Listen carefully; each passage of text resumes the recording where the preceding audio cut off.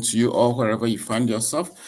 This is Chris once again coming with another opportunity for you to study in China, and this is also full scholarship, right? So this is Fujian Agricultural Agriculture and Forestry University. So and they have their scholarship for this 2024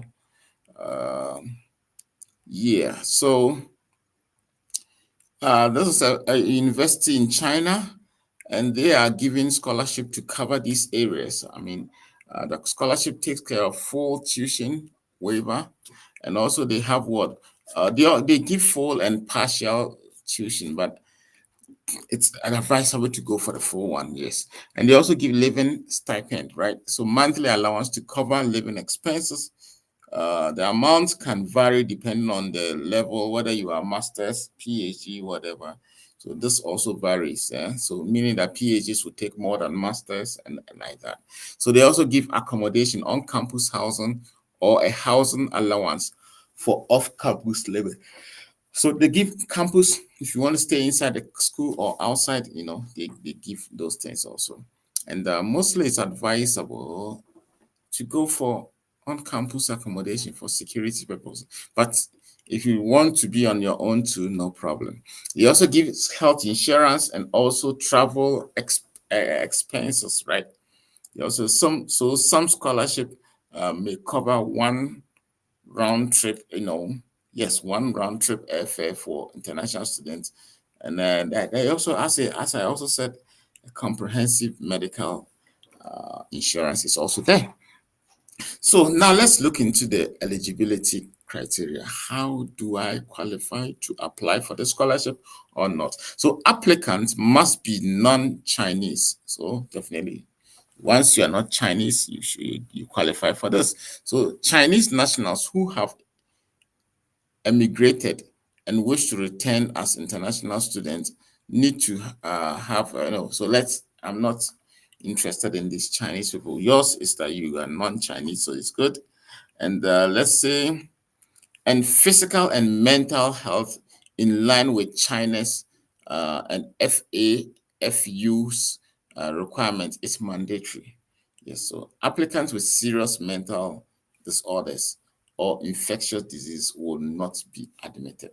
So that is a bit of a worry. But however, you know that someone with mental issues or diseases will not be able to even study. So yeah, so you need to perform this part type of you need to undergo this type of medical test to give the response to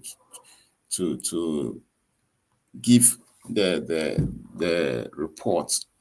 So you have to add a report to it. And also we have for masters applicants, there are age, issues, especially China is well bent on some of these age things. So under 35 years, I think candidate needs okay, fine. So master's degree under 35 years, PhD under 40 years. So you know that. And they also have English requirements. So for example, non-native English speakers applying for English taught programs needs to get either IELTS or TOEFL. If it's IELTS, they go for 6.5. And if it's TOEFL, they go for 85. And for Chinese taught programs, you need to show your ability to speak Chinese, right? Understand. Also, as I said, they have their own thing, which is the HSK test, which you have to do. And you have to get at least a minimum of 5 or better. So the candidates must have a clean criminal record, respect Chinese laws, customs, and be friendly towards China.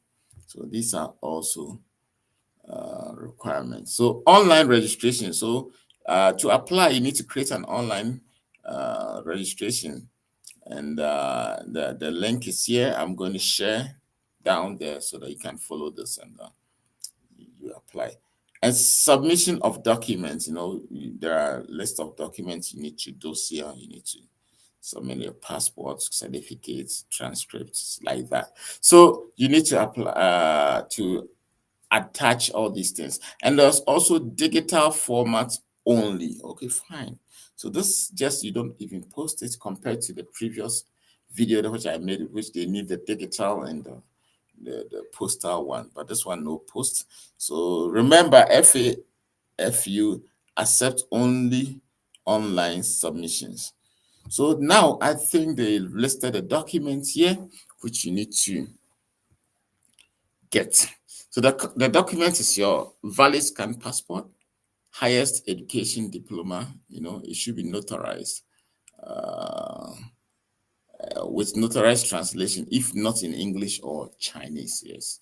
And you also need to, but it's better you also certify these documents so that they'll see the authenticity of it. And also you need academic transcript, and then you also need a personal statement or study plan. Yeah. And also a Chinese proficiency certificate, for this. In fact, this should make it like, well, not everyone needs to this. Those who want to go for English program, thought programs, you don't need to show this, but yeah, but you have to know. So, and also your CV or resume, 2 recommendation letters for masters and PhD applicants, and legal guardian documents if under 18 years. Yeah. And financial guarantee certificate, not required for scholarship students. Yeah. And physical examination form, and no criminal record. Yeah, like the police clearance and those stuff. And performance certificates from current school for for applicants in China. Okay, so that is it for you.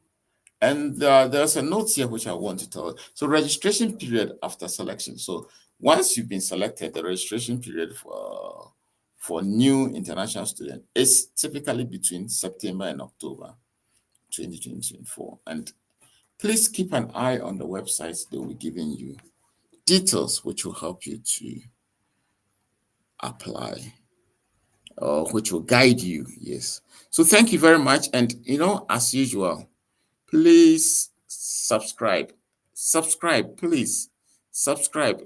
Okay, subscribe for me. Yeah, so that I'll get the energy and the interest to do more videos for you.